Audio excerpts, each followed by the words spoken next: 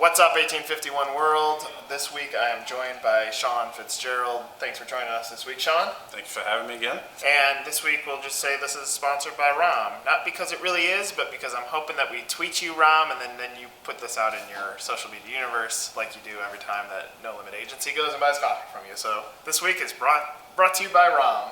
Good coffee. Thank you.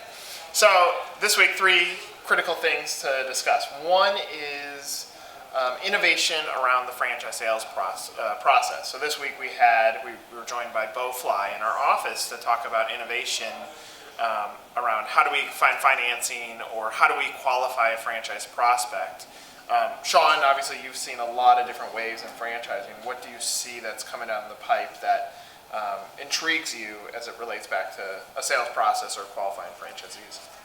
Yeah, I mean, franchising, one of the challenges you always face is finding candidates that are interested in your brand, and then the second challenge is the actual securing financing. And so what was really unique, I think BeQua has, is the utilizing their technology to help facilitate the securing of financing and also pre-qualifying them. Right. So just like you were going to go buy a house, you get pre-qualified before you start looking for a house, they have a tool with BeQua, that'll actually help them get pre-qualified, and then they can look at brands and determine if this is the right fit for them for the investment level or maybe something else. But at least it helps from the candidate perspective to know if they're going to get in, start doing a lot of due diligence, and they get qualified. But also from the franchisor, it helps them because then they don't have to spend a lot of time with a candidate that may not get that qualification. Yeah, so BeQua is an innovative company around financing, and they've clearly owned the market share there. They are first in class when it comes to franchising. This new tool that they've been pushing, BeQua,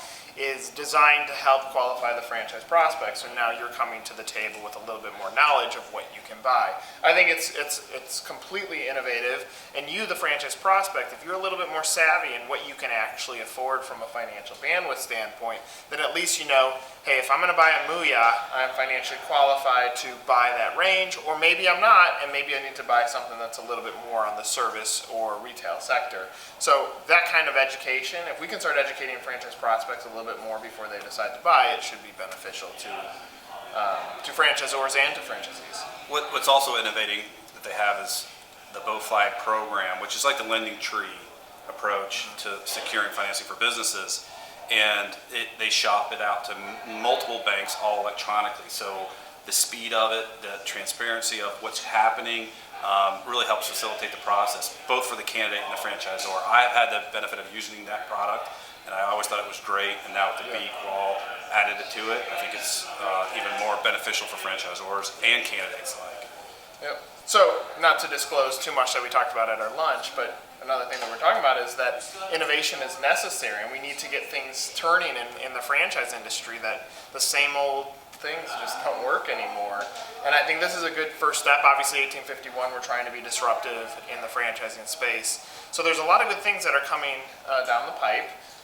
You, the franchisor, don't do everything that's always worked. Be willing to try something different. You, the franchise prospect, come to the table a little bit more educated, whether that's reading 1851 on a daily basis or it's using tools like BeQua.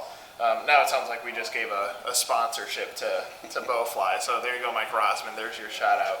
So another thing that's in the news, and it's going to constantly be in the news, especially as long as IFA has any say on battling it, but NLRB continues to come out with more information, and the reality is they're still cracking down on franchising.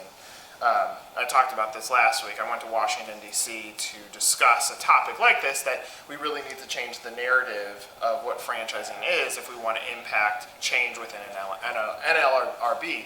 Now, the reality is those that are the policymakers, those that are making these decisions or these ideas, they're not educated on what franchising is. So they're coming to the table with just a ghost idea or concept of what franchising is. So naturally you can say, yeah, McDonald's franchisees, your employees are the same employees as corporate, but the reality is that could really screw up a lot of things, because now franchisors are going to have to invest more, which means costs are going to go up for the franchisee, which means costs are going to go up for the customer, which this is how we get into economic trouble. So as you sit in now a different role, but as a franchisor, would something like this piss you off, or would you believe that eventually it's going to right itself through the course of discussions and votes and everything else? I'd be very concerned as a franchisor I think you nailed it with the fact that I don't think people understand what franchising is. I think Most most franchising? most people's perception of franchising is McDonald's, like big corporation, and in reality of it, it's a collection of small independent business owners. And so, really, they need to understand that you're impacting these locally owned and operating franchisees and their businesses, Right. and it's not this big corporation. And Right. and that's the message that I think needs to go out to the legislators and to get that understanding that you're impacting small business. Right. And I guarantee you, if they really understood that they're impacting small businesses, their approach may be a little bit different. Well, you said something interesting. So independently owned and operated business owners. Okay, well, if that's what they are, then let them be that. Or else we're going to have to put in even more regulations and more stops. And it's really dangerous. But this isn't it. It's minimum wage, it's overtime rules. And the reality is you got some politician that's trying to leave their mark that just starts spitting out information or opinions. But the reality is, unless you have a good baseline of information, it's hard to make an educated change.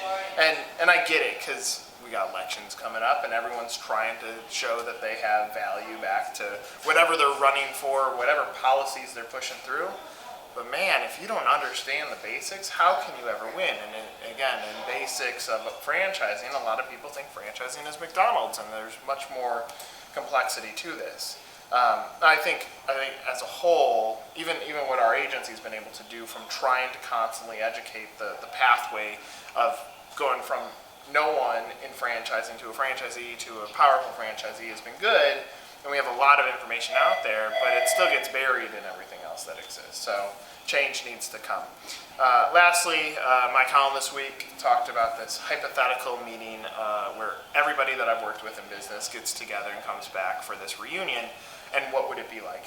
And the theory is that, people join companies at different points, and they have different impacts at different points in the cycle of business. You've often drawn this line that's kind of like a squiggly thing. You can talk about that in a second. But the reality is, if you keep the door open and you don't burn the bridge when you go out, life's very short, and there's this potential for rebound, and a company's going to keep growing, and small worlds, and it's all defined in this column. I encourage you to read it, because I do find it interesting that if you can keep relations open as life continues, then life should be better. Opinions? Yeah, I mean, one of the things you touched on is the people that you may start a business with may not be the same people that you have around a year or 2 or 3 years. It's just a progression of a business. So if you're a franchisee and you open up a franchise, odds are the people you start with may not be the same people you're with long term. Hopefully they are, Right.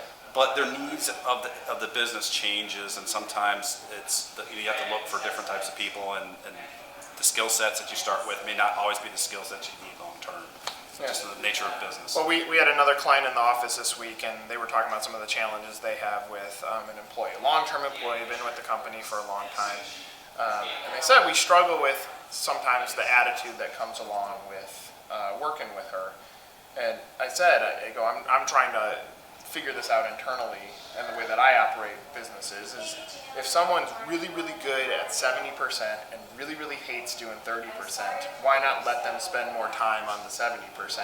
So there is this art about working with people and trying to empower them to do the things that they really enjoy doing, and stop trying to force them to go into a box.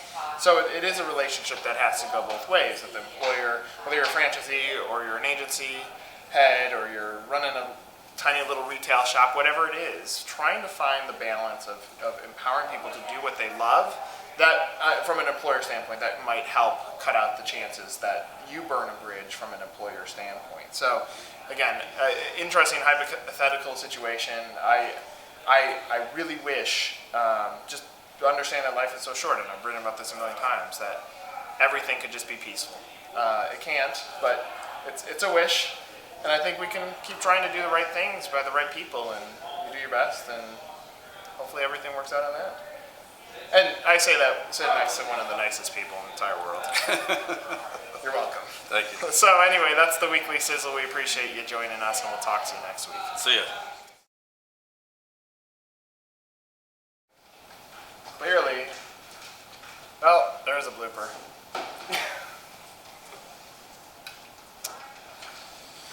welcome to, we call this the Weekly Fish Bowl, where we talk about all things fishermen, Oh, I like that subject. fish, and franchising. I'll tell you what's hot right now. It's summertime. The bass are slow, so you want to use fake God. worms. And Sean this week has a stain on his shirt. Purple. It's from lunch. Lunch stain purple. It's a flower. There was a plant on He the ate table. a flower for lunch. There was a plant on the table. Spilled it on his elbow. Top 1851 World. This week I am joined by the very attractive and wise, experienced franchise guru. How you like that title, Sean? Keep going. Sean Fitzgerald, CFE. I think I do that every time Sean has joined us. Is a topic that we will cover in what is happening with you, the prospect. That was bad.